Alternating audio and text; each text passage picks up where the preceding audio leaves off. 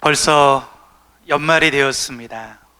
오늘이 우리 목요 열방예배 마지막 주가 되고 이제 다음 주부터 작은 예 40일 새벽 기도회가 시작이 됩니다. 올 한 해 어떠셨습니까? 모쪼록 여러분 모두의 삶에 한 해 동안 하나님의 은혜가 충만하고 또 감사한 일들이 많았기를 소망합니다. 우리 모두가 올 한 해를 감사로 마무리하기를 원해서 오늘 말씀 제목을 감사가 삶의 습관이 되게 하십시오라는 제목으로 정해보았습니다. 사실 이 감사라는 것은 어떤 조건이 아니죠. 환경과 조건 때문에 감사한다기보다 감사는 습관이라고 할 수가 있습니다. 감사가 습관이 된 사람, 이 감사가 몸에 밴 사람은 일이 잘 풀려도 감사하고, 일이 잘 풀릴 때 하나님의 은혜였다고 감사하고, 일이 잘 풀리지 않아도 하나님의 선하신 주권과 성품을 믿고 또 감사합니다. 그렇지만 감사가 삶의 습관이 되어 있지 않은 사람, 평소에 감사가 없는 사람은 일이 잘 되면 어떻게 합니까? 내가 잘해서 일이 잘 됐다고 생각하고 교만하고, 또 일이 잘 안 풀리면 다른 사람 탓하거나 또 하나님을 원망하거나, 그렇죠. 그런 걸 보면 감사는 조건이 아니라는 것이죠. 성경은 우리에게 이 감사에 대해서 선택사항이 아니라 명령으로 말씀하고 있습니다. 오늘 본문 말씀 18절 말씀 같이 한번 읽어볼까요? 시작. 모든 일에 감사하십시오. 이는 그리스도 예수 안에서 여러분을 향하신 하나님의 뜻입니다.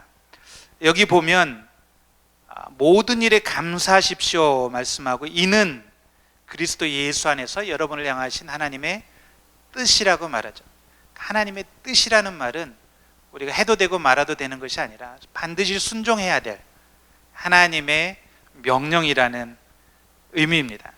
우리가 일이 잘 풀리고 형통하고 순탄할 때도 감사하고, 또 어렵고 일이 풀리지 않을 때도 감사할 수 있어야 된다는 것입니다. 이것이 하나님의 뜻이다. 하나님의 명령입니다. 하나님 우리에게 요구하시는 것이 뭔가 우리는 늘 대단하고 신비하고 이럴 것이라고 생각하는데 그렇지 않습니다. 하나님이 모세가 행했던 것처럼 우리에게 기적을 베풀고 한 민족을 구원하고 위대한 영웅적인 리더십을 발휘하고, 이런 것을 요구하시는 것이 아니라 굉장히 일상 속에서, 평범한 일상 속에서 반복적으로 일어나는 일들 속에서 하나님 우리가 하나님의 뜻을 나타내기를 원하시는 것입니다.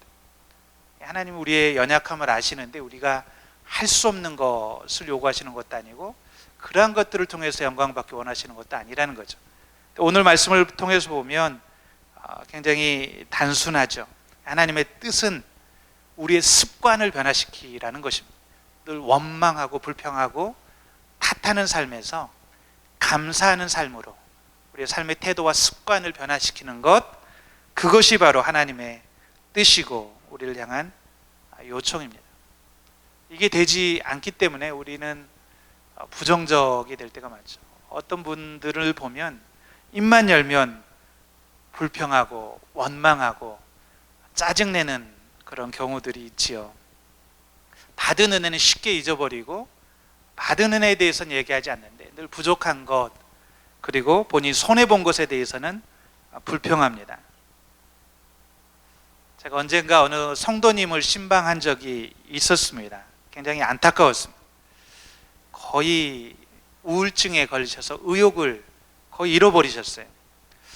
이분의 얘기를 쭉 들어보니까 이분이 우울증에 걸린 이유가 다른 사람하고 비교해서 그렇습니다. 과거에는 자기보다 잘 못 나갔던 것 같은, 별 볼 일 없던 친구들이 이제 나이가 들었는데 보니까 자기보다 훨씬 잘 사는 것 같고 성공한 것 같고, 그러니까 마음에 화가 나는 겁니다. 교회에서도 자기보다 늦게 교회 왔고 늦게 신앙생활한 것 같은 분들이 교회에서 더 드러나는 것 같고 더 앞서가는 것 같고 자기는 알아주지 않는 것 같으니까 우라통이 터지는 것입니다. 땅 때문에 재판이 있었는데 또 재판에 져서 그래서 우울하고 그러다 보니까 삶에 대한 의욕을 잃어버렸어요. 그게 이제 우울증까지 간 것이죠. 근데 제가 보기에 그분의 삶이 결코 초라하지 않습니다. 그분 살고 있는 집이 굉장히 좋은 동네에 제가 보기에 좋게 10억은 넘어 보이는 저 같은 사람한테는 굉장히 부러운 그분이 그렇게 능력 없는 분도 아니고 초라한 분이 아니에요. 사실 집이 없어도 경제적으로 부유하지 않아도 감사하고 행복한 분들이 얼마나 많습니까?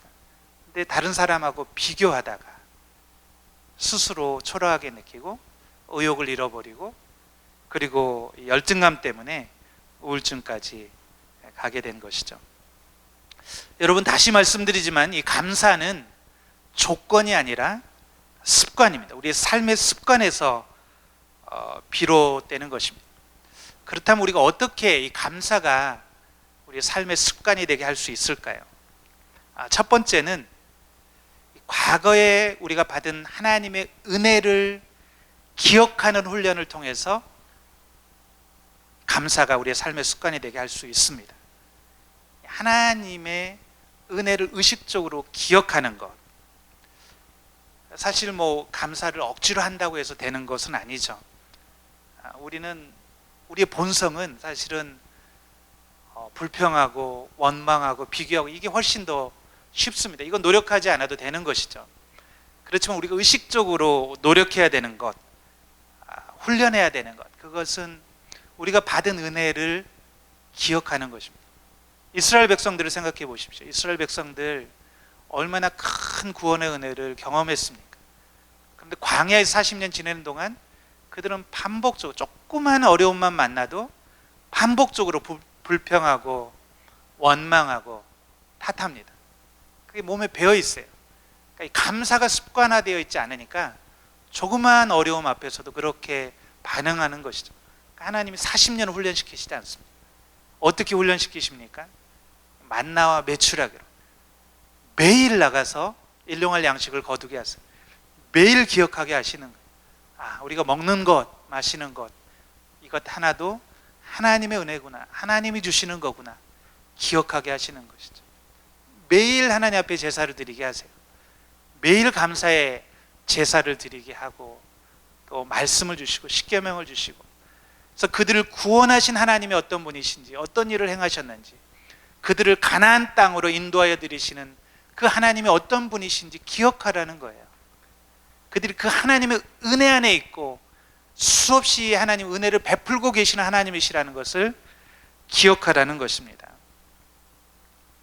우리가 여러분 이렇게 선하신 하나님, 우리에게 은혜를 베푸시는 하나님, 매일매일 우리의 삶 가까이에서 우리에게 복 주시는 하나님, 그 하나님을 기억할 때 우리 안에서 나타나는 신앙의 태도가 바로 감사라고 할 수 있습니다. 이것은 우리가 의식적으로 기억하고 묵상하고 깨닫고 성찰할 때 가능한 일입니다.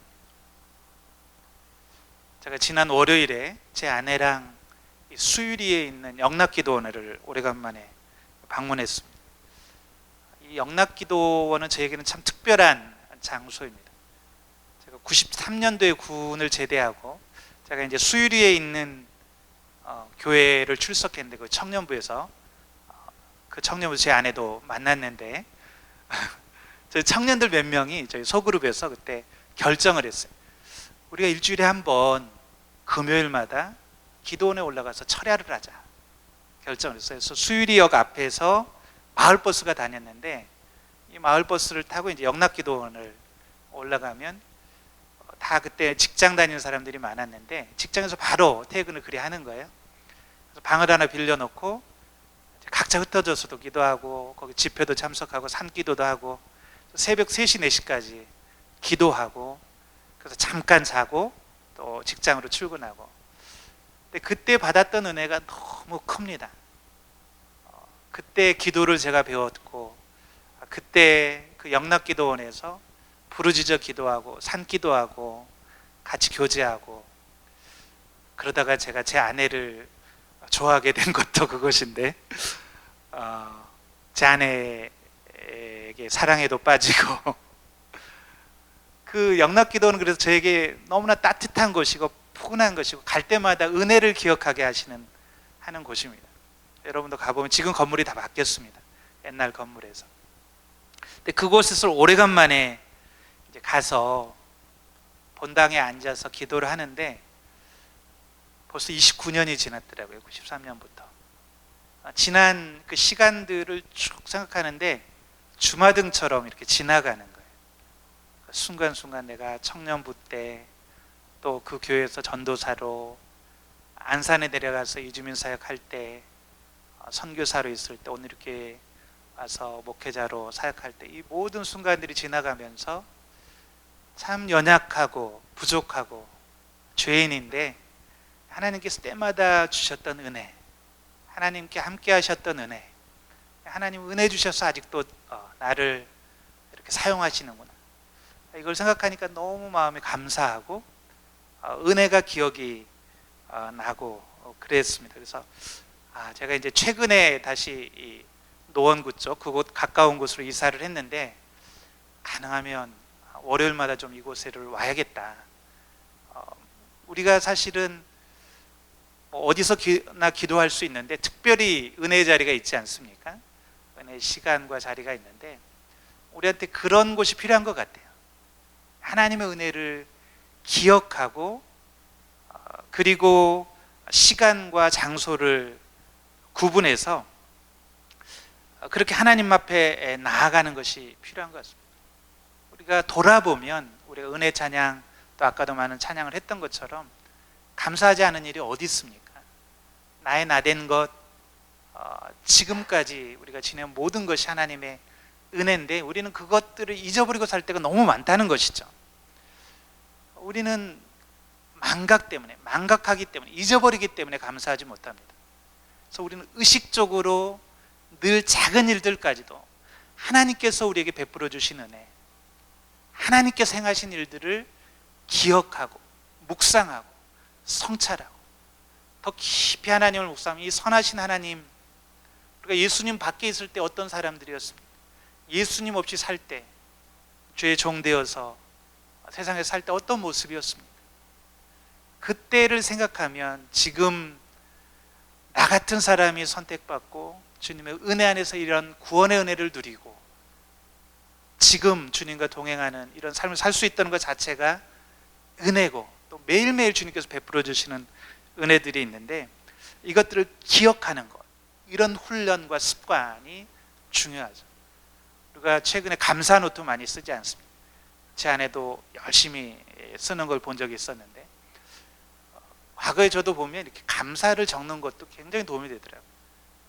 감사한 것들을 쭉 적다 보면 이 마음의 원망과 불평보다는 감사로 가득 채워지는 것들을 경험하게 되죠.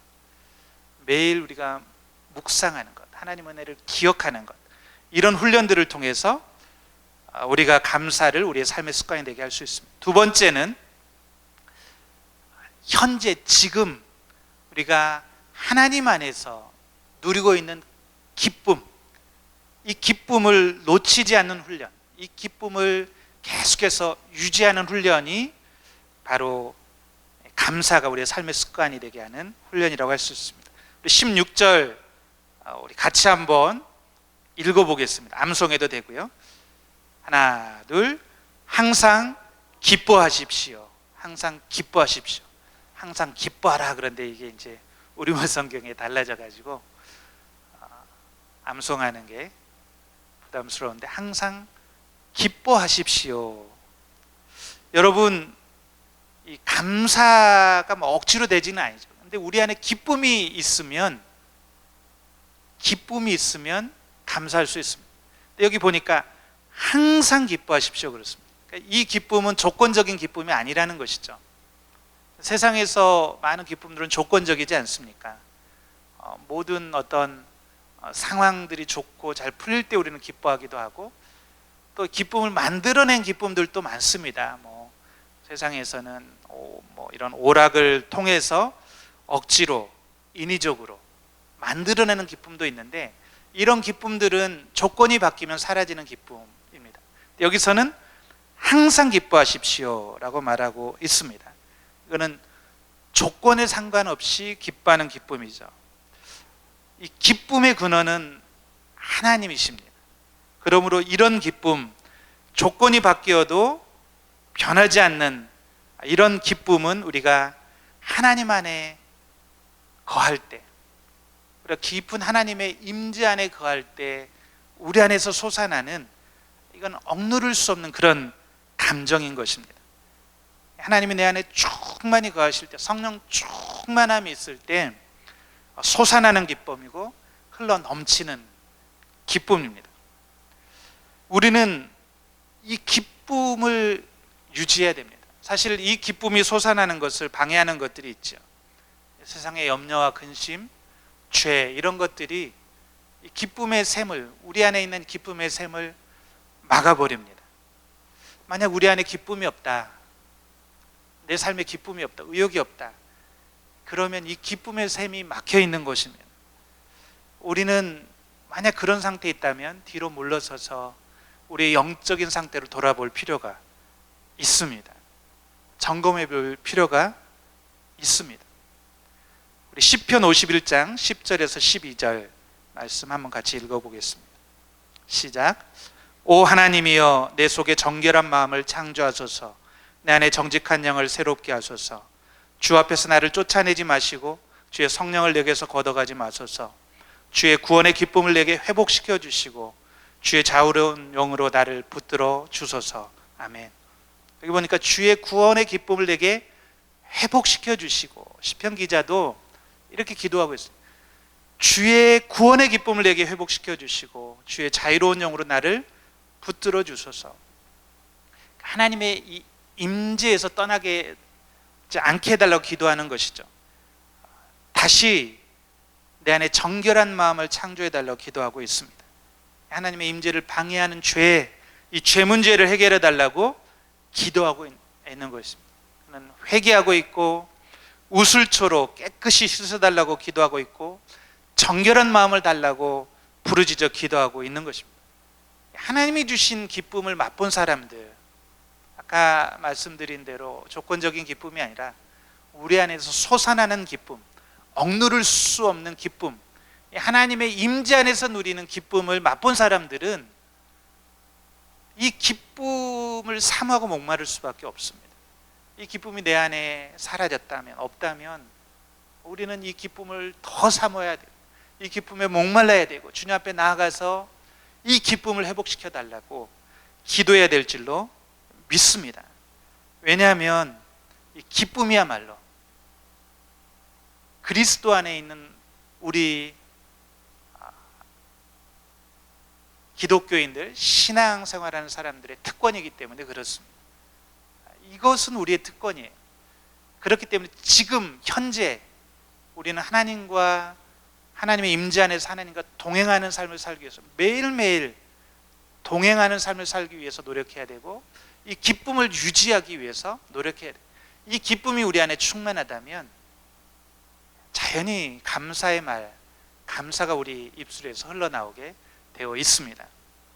세 번째, 우리가 감사가 우리의 습관이 되게 하기 위해서는 우리 안에 있는 앞으로 내일 일에 대한 염려와 걱정, 근심을 기도를 통해서 하나님께 맡기는 훈련을 해야 됩니다. 17절 말씀 같이 한번 읽어보겠습니다. 시작. 쉬지 말고 기도하십시오. 이는 그리스도, 쉬지 말고 기도하십시오. 쉬지 말고 기도하라고 그랬습니다. 이 말은 24시간 기도해라, 그럴 수는 없죠. 우리가 24시간 기도만 할 수는 없는데, 이거는 끊임없이 기도하라는 말이에요. 끊임없이 기도하라. 왜 그럴까요? 왜냐하면 염려, 근심, 걱정, 불안, 이것들이 끊임없이 우리 안에 들어오기 때문에 그렇습니다. 우리가 쉬지 말고 기도해야 되는 이유는 우리가 기도하지 않을 때 염려가 우리 안에 들어오기 때문에 그렇습니다. 우리 빌립보서 4장 6절 7절 말씀도 같이 한번 읽어보겠습니다. 시작. 아무것도 염려하지 말고 오직 모든 일에 기도와 간구로 여러분이 구할 것을 하나님께 감사함으로 아뢰십시오. 그러하면 모든 생각을 뛰어넘는 하나님의 평강이 그리스도 예수 안에서 여러분의 마음과 생각을 지켜주실 것입니다. 아멘. 여기 보니까 아무것도 염려하지 말고 그랬죠. 사실 세상에 염려하지 않는 사람이 어디가 있겠습니까? 누가 이 염려와 근심에서 자유로울 수 있겠습니까? 아침에 잠자고 일어나면 마치 염려가 우리 베개 밑에서 우리를 딱 기다리고 있는 것 같아요. 눈 탁 뜨면 오늘 내가 마주해야 될 일들이 쫙 떠오르면서 마음이 무거워지고 갑자기 우울해지고 한숨이 쉬어지고 뭐 그럴 날들이 있죠. 염려가 우리를 기다리고 있는 일들이 있습니다. 뭐 우리 자녀 문제, 가정일, 직장일, 진로 문제, 결혼 문제, 건강, 막 머리가 지끈거리죠. 밥맛이 나지 않을 때가 있습니다. 잠언 17장 22절도 한번 읽어볼까요? 시작.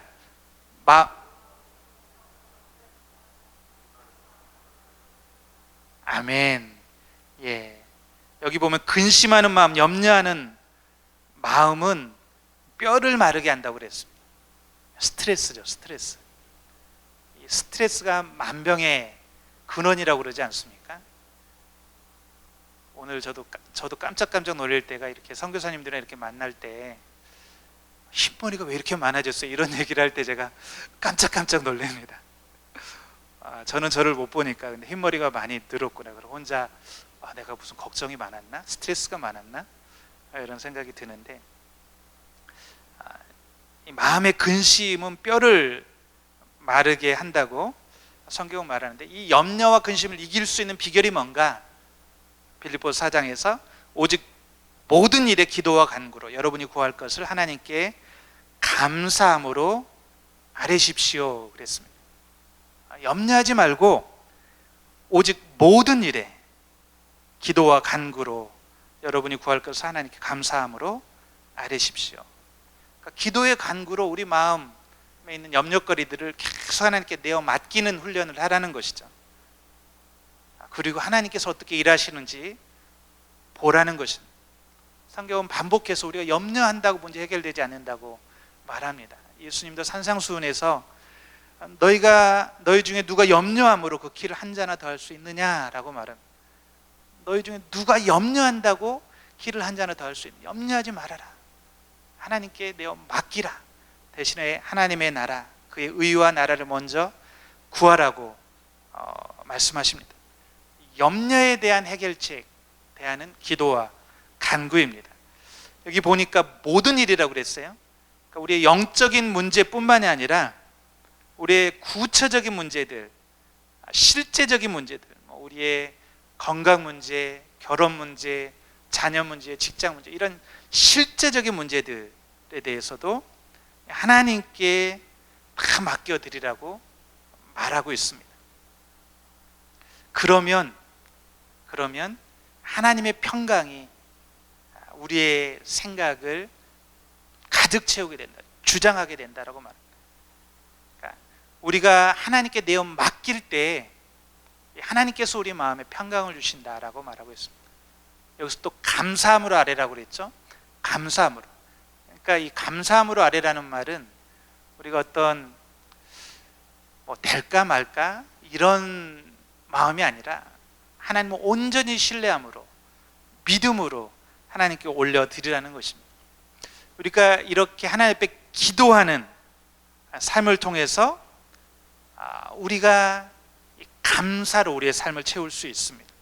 하나님의 응답을 통해서 감사하고 우리 가운데 선하게 일하시는 하나님을 경험하면서 감사하고 기뻐할 수 있습니다. 하나님은 우리에게, 성경은 우리에게 감사하라, 이는 너희를 향하신 하나님의 뜻이라고 말씀하십니다. 우리의 삶이 왜 감사해야 될까요? 저는 세 가지를 얘기했는데 어떻게 감사하는가에 대해 세 가지를 얘기했죠. 과거에 하나님이 우리에게 베푸신 일들에 대해서 그 은혜를 기억함으로, 그것을 훈련함으로 우리가 감사할 수 있고, 지금 현재 우리 안에 살아계시고 우리가 동행하시는 그 주님의 임재 안에 머물므로 기뻐하고 감사할 수 있고, 내일의 염려를 기도와 간구로 주님께 맡김으로 감사할 수 있는데, 왜 하나님 우리에게 감사하라고 명령하실까요? 왜 감사가 하나님의 뜻이라고 말씀하실까요? 그것은 우리가 하나님 앞에 감사하는 삶을 살 때, 모든 일에 감사하는 일, 모든 상황에서 감사하는 삶을 살 때 하나님께서 가장 크게 영광을 받으실 수 있기 때문에 그렇습니다. 사실 우리가 우리의 삶에서 모든 일이 순탄하고 잘 되고 풍족하고 그런 가운데 감사할 수 있습니다. 근데 그것을 통해서 하나님께서 영광을 받는 것보다, 물론 아까 처음에 그렇다고 해서 모두가 감사하는 건 아니라고 말했습니다. 사람이 잘 살게 되면 오히려 하나님을 떠나게 되는 경우가 많은데, 그런데 하나님이 정말 우리를 통해서 영광 받으시는 것을 언젠가 한번 생각해 보십시오. 우리가 감사할 수 없는 상황 중에서, 우리가 고난받는 상황 중에서, 우리가 어려움 가운데 있을 때, 도저히 감사할 수 없을 것 같은 상황 중에서 우리가 하나님께 감사할 때, 그때 하나님이 영광을 받으십니다. 그 감사는 어쩌면 어떤 조건 때문에 드리는 감사가 아니라, 그럼에도 불구하고 우리 안에 살아계신 예수 그리스도, 우리 안에 동행하시는 살아계신 하나님 때문에 드리는 감사일 가능성이 큽니다. 아마 세상은 그럴 때 드리는 감사를 통해서 우리 안에 계시는 예수님이 어떤 분이신지 보게 될 것입니다. 아마 그런 예수님에 대해서 궁금해하고 질문하고 알고 싶어 할 것입니다. 우리가 선교적인 삶을 산다는 것, 선교적인 존재가 된다는 것, 우리 표어대로 하면 세상의 소금과 빛이 된다는 것, 우리가 성공하고 많은 일들을 이루어서 소금과 빛이 된다기보다는 어쩌면 감사할 수 없는 상황 속에서도 감사가 우리의 삶의 습관이 되고, 우리 안에 계신, 그럼에도 불구하고 여전히 선하시고 여전히 우리와 동행하시고 우리를 축복하시는 그 주님 때문에 우리가 감사하는 것, 이것을 통해 세상은 우리 안에 계신 예수님을 보게 되고 예수님에 대해서 알게 되기 때문에, 이것이 바로 선교적인 삶을 사는 것이고, 이것이 진정한 선교가 아닐까 생각을 하게 됩니다. 진정한 선교사, 진정한 선교적인 삶, 이것은 감사와 기쁨이 조건에 상관없이 어떤 상황에서도, 모든 일에, 모든 상황에서 감사하는 사람들, 바로 그들이 진정한 선교사, 선교적인 삶을 사는 분이라고 생각이 됩니다. 저는 오늘 이 말씀을 나누면서 저 여러분이 올 한 해를 마무리하고 또 올 한 해를 돌아보면서 하나님께서 우리 안에 생하셨던 은혜를 돌아보고, 그리고 때로 어려움도 있었고 고난도 있었지만 여전히 변함없이 선하신 하나님, 우리와 동행하시는 하나님, 그리고 우리의 문제를 해결해 주실 그 하나님의 약속을 믿고 감사하며 한 해를 마무리하는 저와 여러분 되기를 간절히 축복합니다. 기도하겠습니다. 살아계신 하나님, 주님이 모든 일에, 모든 상황 속에서 감사하는 삶을 살라고 말씀하셨는데, 여전히 우리 안에 낙심할 때가 많고 때로는 원망하고 불평하고 또 탓할 때가 많은 것을 고백합니다. 이제 한 해를 마무리하면서 하나님, 감사가 우리의 삶 깊은 곳에 습관이 되게 도와주시고, 날마다 주님께서 베푸신 은혜를 기억하고 또 우리 안에 살아계신 주님 때문에 기뻐하고 감사하는 우리가 되게 도와 주시옵소서. 모든 문제들 앞에서 기도와 간구로 주님 앞에 나아감으로 실제로 살아계시고 합력해서 선을 이루시고 또 능력을 베푸시는 주님을 경험하며 기뻐하고 감사하는 우리 모두가 되게 도와 주시옵소서. 주님 베푸신 은혜를 감사하며 예수님의 이름으로 기도드렸습니다. 아멘.